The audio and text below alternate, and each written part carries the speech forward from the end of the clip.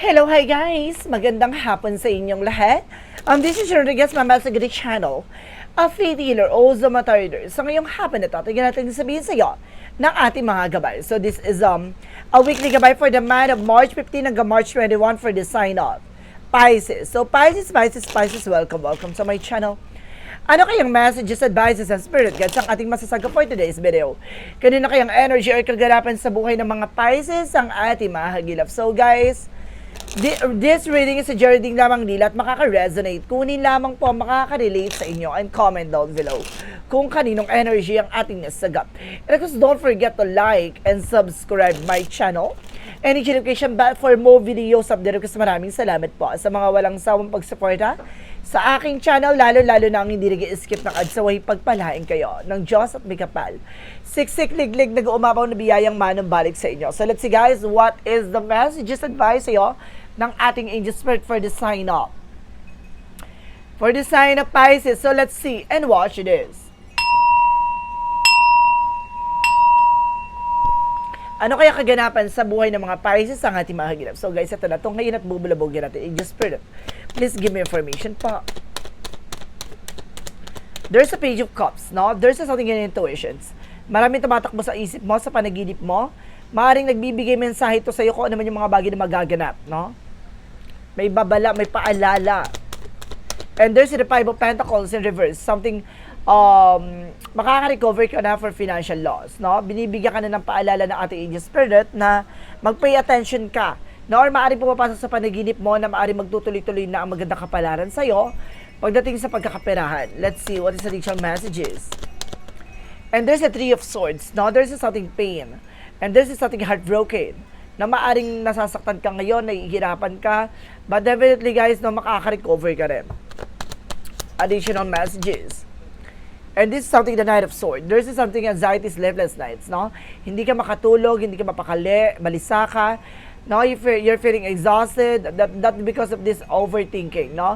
Iwasan mo mag-isip, iwasan mong maparanoid, no? And of course, magtamang hinala sa lahat ng eksena, no? Maaring nasasaktan ka kasi nag-overthink ka pagdating sa love life, no? Let's see, what is the additional messages? So there's a judgment. No, parang there's a wake-up call. No, parang pinapaalalahanan ka na mag-pay attention ka sa lahat na nangyayari ngayon. No, huwag ka masyadong aggressive, no, sa mga bagay na binibigkas sa binibitaw mong salita. No, kaya kailangan maging mahinahon ka. And there's the word called something trouble, success coming in for you. Maaaring makakapag-trouble ka.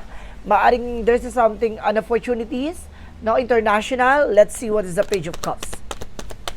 Represent with the Five of Wands. So see, maraming mga bagay o tao sa sitwasyon mo na nagbibigay negatibo sa buhay mo, or maraming kakompetensya, kalaban, na maaaring pumapasok sa panaginip mo tong mga tao na to, kung sino man tong mga taong kumakalaban sa iyo at sino man tong mga taong kumukontra sa iyo. What is the Five of Pentacles in reverse?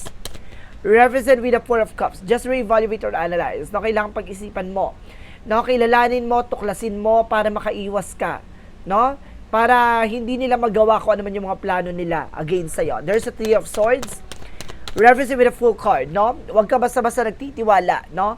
At sinasabi dito na nasa tamang direction ka. Maaring, kumbaga, magkakaroon ka ng bagong simula. Kailangan mo lang magtiwala sa sarili mo na napakalapit mo na para matupad itong mga pangarap mo. Nga lang, kailangan mo mag-ingat sa mga taong pagkakatiwalaan mo dahil may mga taong naiinggit behind your back. Let's see what is the Knight of Swords. There's a Justice card. So there's a certain consequences, no? That because of your actions. So ibig sabihin dito with the Justice card, lahat ng mga bagay na gagawin mo babalik sa iyo. There's something karma, no? Maaring mag-ingat ka sa mga bagay o kilis galaw na gagawin mo, maaring makaapekto sa iyo, no? Huwag kang mag-alala din kung ano man yung mga bagay na ginawa sa'yo, maaaring bumalik sa kanila. Maraming mata, marami ako nakikita na maaaring naiinggit at maraming kumakalaban sa'yo. But continue what you're doing. No? What is the judgment? Represent with a chariot card. See, there's an action. No? Kumbaga tumutok ako, ano ba talaga yung target intention mo? Kung ano ba talaga yung purpose mo sa buhay? No? Parang there's a judgment, something, challenges. No? Kumbaga there's a lot of kumbaga scenario na mangyayari sa buhay mo na ganito, ganyan. Kumbaga, it's normal. No? Kaya kailangan mo lang kumbaga, ignore yung mga chismis or mga chika na mga hindi hindi naman nakakatulong for you, no? Kailangan tutukan mo talaga kung ano yung purpose mo dito. No, marami dito marami talagang kumbaga naririnig na hindi magagandang, 'di ba? Chismis sa but hindi mo naman kailangan ipakilala yung sarili mo sa kanila bagkos kailangan mo magpatuloy sa ginagawa mo para maging successful ka. What is the word card? Represent what? Represent with the two of wands, no? Choices, no? Kumbaga, piliin mo yung mga bagay na makakatulong sa'yo. Ano ba yung kailangan mong unahin? Ano ba yung kailangan mong gawin? No? There's something choices about sa international, maaaring makapag-travel ka, maaaring may opportunities dito, makatanggap ka ng phone call messages, no, maaaring sa ibang bansa, maaaring dalawang bansa itong may offer sa'yo. Choose wisely. So this is something the Page of Cups across the Five of Wands. Reference with the Moon card. So makikilala mo na. Sabi ko na nga ba sa panaginip mo ito pinapasok Maaring nakakapanaginip ka or there's something astral na maaring nakikita mo kung sino yung mga taong kumakalaban, sino mga taong may gumagawa sa ng hindi maganda. No? Sino man taong kumaga naiingit na pinag-uusapan ka. What is the Five of Pentacles? Because in reverse, because the Four of Cups. Represent what? Represent with a Knight of Swords. So there's a success driven. Na unti-unti ka na magtatagumpay, na unti-unti mo na may sa katuparan kung ano man yung hangarin mo. Basta lagi mo pakakatandaan na pag-iisipan mo. Lagi yung bawat kilos at galaw mo. Huwag kang magdidesisyon ng agad-agad. Huwag kang pala desisyon. What is the Three of Swords? Because the Full card. Represent with the Ace of Swords, the breakthrough. Maaaring magiging matagumpay ka. No, kaya to nakatutok sa iyo, kaya to ginagawan ka ng eksena, sinisiraan ka dahil alam niya sa sarili mo na magaling ka. No, alam niya sa sarili niya, no, na kumaga hindi kanya kayang lamangan, no? Let's see what is the Knight of Swords, because the Justice card. There's a Hermit card. Spiritual. Oh my God, so gumagawa talaga siya ng ng paraan para hindi ka makapag-focus, no? Kumbaga it's either hindi ka makatulog, kumbaga balisa ka, no, nag-overthink ka with the negative thoughts, no, wag ka mag-alala sa karma. Kailangan mo lang talagang putulin tong negative traits na ginawa sa'yo, no, like kulam, sumpa, kamalasan, ganon. Kumbaga kailangan mo lang itong putulin. What is the Judgment? Because the Chariot card. And there's an Eight of Cups for moving forward. Wag ka mag-alala, makakalaya at makakawala ka dyan from toxic environment and toxic situation. No? There's a judgment para pinapaalalahanan ka, natutukan mo kung ano ba yung priorities mo. No? What is the word card? Because the Two of Wands. Represent with the Page of Pentacles for investment. No? Mag-invest ka. No? Ibig sabihin dito, piliin mo yung mga bagay na makakatulong for you. Not in material thing, but this is something adventurous. No? Para magiging masaya ka for this opportunities, ganon. Kumbaga, hindi lang siya in money matters, no? Kumbaga, magiging masaya, para magkakaroon ka na unwind, something like that, para ma-refresh yung utak mo, no? So, let's see. What is additional messages for the outcome?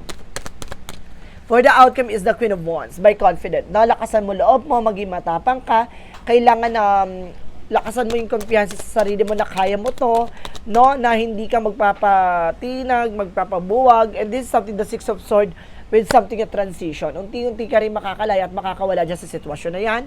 And there's an Empress card for revert, no? Kung bubuhay ng katawan lupa mo dito, maaaring magkakaroon ka na ulit ng panibagong simula, at sinasabi na mahalin mo yung sarili mo at alagaan mo yung sarili mo dito. No, dahil itong panahon ng pagkakataon para isilang ulit yung panibagong ikaw. Ay. A brand new you. Let's see what is additional messages for finances and career. And there's the Five of Cups. No, some of you guys, no, nagkakaroon ng disappointment and of course, a regret, no, or grief, na parang kumbaga nanghihinayang ka sa lahat ng mga bagay na nawala, no, sa lahat ng mga bagay na nasayang. But guys, no, accept the fact na may mga ganong talagang pangyayari sa buhay natin na kailangan natin pagdaanan yon. No, kailangan natin may mawala na sa eksena, may matanggal, may mga masayang, no, bago mo makuha yung opportunity na para sa'yo talaga.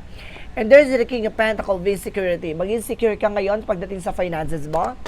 Pangalagaan ang protectionan mo. And there's a Three of Cups for the lot of celebration coming in for you pagdating sa business, sa negosyo, trabaho, hanap buhay mo, and this is the High Priestess with unexpected moment, no?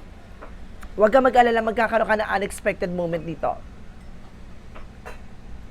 Let's see. One more card, please. And there's a Two of Pentacles with a balance. So, magiging balance ka pagdating sa finances and career. So, pagdating naman tayo sa love life, ano chika? Okay, there's a Star card. No, magkakaroon ka ng healing recovery pagdating sa buhay pag-ibig. No, kumbaga kung lagi ka nasasaktan, lagi ka nabibigo, huwag kang mag-alala. No, dahil matutunghayan at matutuklasan mo at makikilala mo na siya. And there's something an offer that brings you a higher level of commitment. No, proposal, no, or either a live-in partner, or there's something level up pagdating sa relationship. And there's the King of Wands, no, visions, no. Titignan nyo lagi yung magiging possibilities or outcome nyo, or look at the bigger pictures, no. Tinitignan or makikita mo na dito pagdating sa relationship yung kayong dalawa, no, kung ano yung plano nyo, pangarap nyo sa isa't isa, ganon. So let's see what is additional messages for health. Sa health mo naman, guys, let's see. There's the Lovers, connected with your love life. No? Parehas kayo na nararamdaman ng person mo. And there's a Eight of Wands for a past communication. At maaaring magiging maganda na rin ang daloy ng inyong kalusugan. And there's a Temperate for see? There's a solid boundaries, no? Kumbaga, ibig sabihin dito, napakatibay at napakalakas na ng inyong pagsasama. At maaaring maganda rin ang inyong kalusugan sa ngayon, no? Unti-unti nang gumaganda ang inyong mental, and of course, the physical, and of course, emotional. No? Kumbaga, it's all good. So, let's see. What is the magical fairy messages that represent what? For magical fairy messages that represent, and there's a spiritual teacher. Sabi ko na nga ba, kailangan mo na albularyo dito. No? May iba albularyo na kailangan mo. There's a spiritual teacher is here, and there's a love life, especially pagdating sa love life. No, ang ganda ng reading nito, pero sa iba, baka baligtaran to. Ibig sabihin dito, lagi ka nasasakta, lagi ka nasasawi dahil may taong gumawa sa'yo para hindi ka maging masaya. No, ginawan ka ng eksena pagdating sa love life para lahat ng mga taong mamahalin mo, iiwan, sasaktan ka, maglalaroan ka. What is the synchronicities represent what? And there's a home. See? There's a home and caring connections. And there's a love. Talagang sinasabi dito na malaking factors sa buhay mo at ang kahinaan mo ay ang pag-ibig. Ay. There's a love and home. And there's a something resilience. Kailangan mong magtiyaga. No? Kailangan mong magpatuloy sa ginagawa mo. What is the yin and yang oracle card? Represent what? And there's a self-worth. Alam mo dapat sa sarili mo yung halaga mo, ha? And there's a self-worth, and this is something also with a harvest moment. And there's something twin flame. Maaring twin flame kayo na person mo. Twin flame and soulmate kayo. What is additional messages for Mystic Love Oracle deck? Let's see what is additional messages. Represent with him. Now, there's a masculine energy. Some of you guys, no, parehas kayo ng gender, guys, no, parehas kayong masculine. No, parehas kayo dito na or kumbaga there's something bisexual ako na sense dito with a partnership for a living. Or either guys, meron naman ditong kumbaga parehas mataas ang masculine energy nyo. So let's see. Let's see what is additional messages. So this is something bliss with a happiness. Magiging masaya talagang pagsasama nyo. So, let's see what is Archangel Michael messages. For Archangel Michael messages for you is have confidence. Kailangan mo lakasan ang loob mo, maging matapang ka, kailangan palaban ka. And this situation is already resolved. Some of you guys, no, nasolusyonan na mga problema nyo. Tapos na, no? Kumbaga, nangyari na to, naganap na to, natapos na. Kung ano man yung sigalot at problema pinagdaanan nyo this past few months or this past few years, ngayong linggong to, maaaring magiging maganda na ang inyong relasyon at ang inyong buhay at pagsasama. Ganon. Kailangan mo na ng lakasan ng loob mo. Let's see what is the romance angel represent what? And there's a pay attention to the red flag. Ito yung sinasabi, mag-ingat ka sa red flag. No, may balbala at paalala. And this could be the one. No, talaga, siya na talaga. No, yung taong nakakasama mo ngayon, siya ni taong para sa'yo talaga. What is the angel's answer represent what? Helpful people, na marami kang taong tutulungan o may mga taong tumutulong sa'yo. Now, there's a within the next few weeks. Sa mga susunod pang linggo, there's something changes coming in for you. Let's see what is the chakra messages. And of course, this is something victim. Maaring biktima ka, no, for this eksena, for this scenario, guys, no? Biktima ka ng mga evil eye, inggitera. And there's a guilt. May taong galit na galit sa'yo, in fairness, ha? And there's an enlightenment. Bibigyan liwanag lahat ng mga bagay. Alam niyo, wala kang kamalay-malay. Itong tao na to, laki pa ng galit sa'yo. No, ganon. Wala ka namang ginawa. And there's a courage. Ini-encourage ka dito, lakasan mo loob mo, maging matapang ka. And there's something, guys, with a guilt. Oh my God, double clarification. Talaga may galit sa'yo. Kaya pala kailangan mo ng albularyo dito at tutulong sa'yo pagdating sa love life. Ibig sabihin, ang gumagawa sa'yo, may tungkol about sa nakaraan. No? Galit na galit kasi iniwan mo, or galit na galit kasi nasasapawan mo, or galit na galit kasi ayaw niya maging masaya ka. Oh my God! So let's see what is additional messages with an angel spirit. Kaya pala may nananaginip ka. No, it's either napapanaginip mo yung ex mo or napapanaginip mo yung tao na to. Yun pala, may kinalaman dyan about sa love life mo. And this is something, guys, with a new earth. It's happening. Keep holding your vision. See? Ito napapanaginipan mo, nangyayari na talaga. And of course, this is something, the child of the cosmos, the intelligence of the universe lies within you. So, binibigyan ka ng katalinuhan, binibigyan ka ng mas malinaw na kaisipan dito. Ibig sabihin, ipinabahagi na sa panaginip mo. Kailangan mo mag-pay attention. Kaya pala may red flag. Ibig sabihin dito, kailangan makinig ka. What is additional messages with an angel spirit? And there's a winter with a release. Na unti-unti mo na kailangan alisin. And there's a cleansing. So, kailangan mo rin mag-cleansing. Oh my God, mayroon talagang gumagawa sa'yo. There's a choices. No? Kailangan piliin mo yung mga taong pagkakatiwalaan mo lang. What is additional messages for Archangel Raphael messages? Easy does it, no? Stop trying so hard to control this situation, no? Kumbaga, sinasabi na unfold it naturally. Hayaan mo mangyari, no? Kailangan mo ipagdasal, solusyonan, pero wag mong pangungunahan, no? Wag mong controlling yung situation. What is additional messages? And this is something builder, no? Palakisin mo yung pundasyon mo, maging matibay ka. And this is something, oh my God, double clarification with the spiritual teacher. Sabi ko na kailangan mo talaga ng albularyo tutulong sa'yo Oh my God, nasa na yun? Oh, come on. Spiritual teacher, spiritual teacher. So, let's see. What is additional messages with an angel spirit for the energy? And there's a woman holding a heart, no? If you were a woman, ikaw yung may hawak ng puso niya.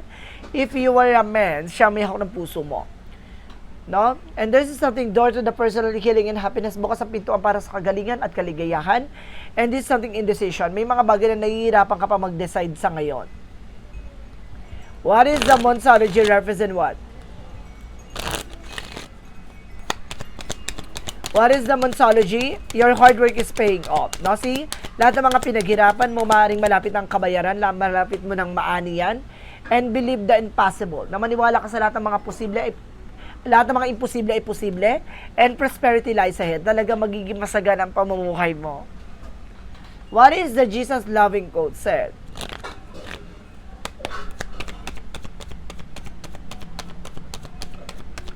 With God, all things are possible. See, pagdating sa ating Panginoon, lahat ng mga bagay ay posible, no? Let's see what is the angel's number represent what? Yung akala mo wala ka ng pag-asa, akala mo parang game over na, akala mo wala ka ng lusot, wala ka ng parang solusyon lahat na nangyayari. Kumbaga, this is it, no? Kumbaga, babaguhin niya ng ating poong may kapal. What is the angel's number represent what? Represent with a 1313 for the starting fresh. So, see, makakapagsimula ka ng panibagong eksena. Step out of your comfort zone. You are about to create meaningful. All your skills, talent, and will bring you spontaneous profit. Build your confidence and trust in your decision, no? Kumbaga sinasabi dito, kailangan lakasan mo ng loob mo, maging matapang ka at magtiwala ka sa mga magiging decision mo. Kailangan mo lang kumawala sa mga bagay na kinakatakutan mo dahil yung bagay na yan yung magiging hadlang para hindi mo maisakataparan kung ano man yung mga bagay na gusto mo mangyari. No, dahil may mga takot pangamba ka at may mga pag-aalinlangan ka na isa, yan ang magiging balakid mo para hindi mo ma-push, no, yung mga talagang gusto mo mangyari sa buhay mo. What is the messages of life? Messages of life represent a welcome happiness. So ito na, no, binibigay na sa iyo ang buong kaligayahan, no, ng buong puso't kaluluwa. Divine love is manifesting in me, through me and around me. It attracts all that I need for the benefit of my soul. As I work and increase my inner light, I evolve into a meditation of love and joy. Today I reap and welcome the happiness and beauty of that I have sown. So see, lahat ng mga bagay na deserve mo, lahat ng mga bagay o ganda ng buhay na gusto mo ay maaaring mapasayo. Kaya kailangan all positive ka dapat, no? Hindi ka dapat nag-iisip ng mga negative. Hanapin mo yung solusyon, hindi yung problema. So guys, this is a